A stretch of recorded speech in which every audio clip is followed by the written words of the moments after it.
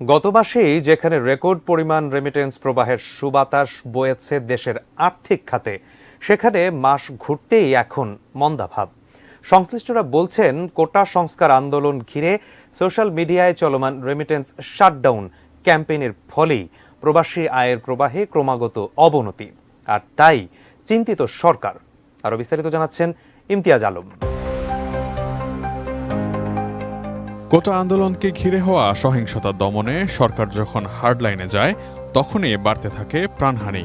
Police, BGB, র্যাবের পাশাপাশি সেনা। চাচু, তোমার ফোনে কি মাহফিল আছে?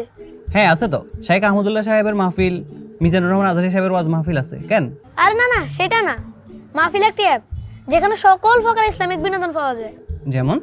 যেমন নাশিদ, বয়ান, তিলাওয়াত, ইসলামিক শর্ট ফিল্ম। আচ্ছা, তা এটা কোথায় পাবো? তুমি গুগল প্লে স্টোরে মাহফিল লিখে সার্চ করো। হ্যাঁ, এটাই মাহফিল। আর শোনো, তুমি তোমার বন্ধু বান্ধব সবাইকে এই অ্যাপটা ইনস্টল করতে বলে দিও কিন্তু। আচ্ছা, ঠিক আছে।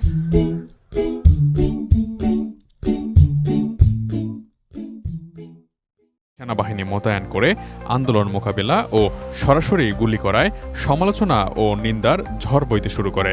সেই হাওয়া সীমান্ত পেরিয়ে বিদেশে কর্মরত প্রবাসী বাংলাদেশিদের কাছেও এসে লাগে। আন্দোলন দমনে সরকারের নানা পদক্ষেপ, ইন্টারনেট বন্ধ ও কারফিউর প্রেক্ষাপটে নির্বিচারে গুলি করার প্রতিবাদে আন্দোলনকারীদের পক্ষ থেকে ডাক আসে রেমিটেন্স শাটডাউনের, অর্থাৎ ব্যাংকের মাধ্যমে বাংলাদেশে প্রবাসী আয় না পাঠানোর আহ্বান জানানো হয়। প্রশ্ন জাগছে, সেই আহ্বানেই সাড়া পড়ল কিনা প্রবাসীদের। গেল জুনেও রেকর্ড পরিমাণ রেমিটেন্স এসেছে বাংলাদেশে। মাসটিতে সর্বমোট $254 কোটি প্রবাসী আয় আসে, যা গত 3 বছরের মধ্যে সর্বোচ্চ। এক মাস যেতে না যেতেই এবার তার উল্টো চিত্র। গত এক সপ্তাহে রেমিটেন্স প্রবাহ উল্লেখযোগ্য পরিমাণে কমে যেতে দেখা গেছে।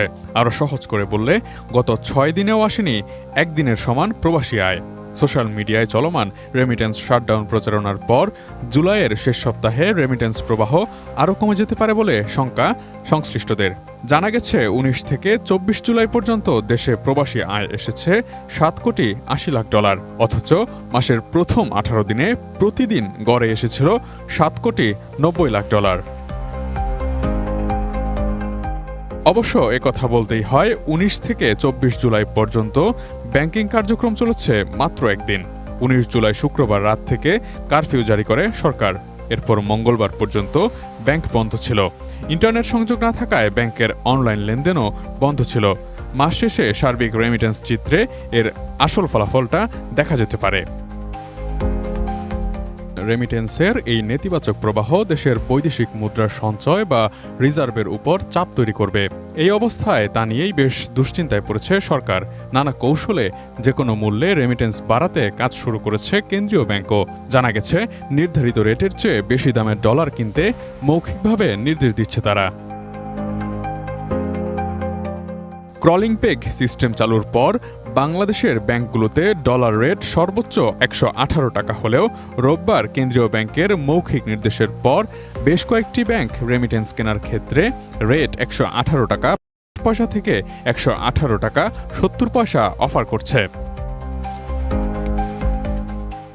যদিও অব্যাহত প্রচারণার প্রেক্ষিতে বাংলাদেশ ব্যাংকের নির্বাহী পরিচালক ও মুখপাত্র মোহাম্মদ মেজবাউল হক মনে করছেন, হুন্ডিতে রেমিটেন্স পাঠানোর বিষয়ে যে প্রচার চলছে, প্রবাসীরা তাতে সাড়া দেবেন না। রেমিটেন্স সংগ্রহের জন্য ডলারের দর বাড়ানোর কেন্দ্রীয় ব্যাংকের নির্দেশনার বিষয়ে তার কাছে কোনো তথ্যই নেই বলে জানিয়েছেন তিনি। ব্যাংকগুলো যে রেট অফার করছে সেটিও নিয়মের মধ্যেই আছে বলে জানিয়েছেন তিনি। প্রবাসী আয় বাংলাদেশের অর্থনীতিতে গত প্রায় 3 দশক ধরে অত্যন্ত গুরুত্বপূর্ণ ভূমিকা পালন করছে। বর্তমান সরকারের 2009-10 অর্থবছর থেকে 2022-23 অর্থবছর পর্যন্ত সময়ের উপাত্ত বিশ্লেষণে দেখা যায়, ওই সময়ে গড়ে প্রতি বছর বাংলাদেশে মোট আমদানি হয়েছে $46.5 বিলিয়ন এবং একই সময়ে গড়ে প্রতি বছর প্রবাসী আয় এসেছে $15.9 বিলিয়ন। অর্থাৎ এই সময়ে প্রতি বছর গড় আমদানি মূল্যের 34.3% সমপরিমাণ অংশই প্রবাসী আয় দিয়ে মেটানো হয়েছে। Imtiaz Alam, desk report.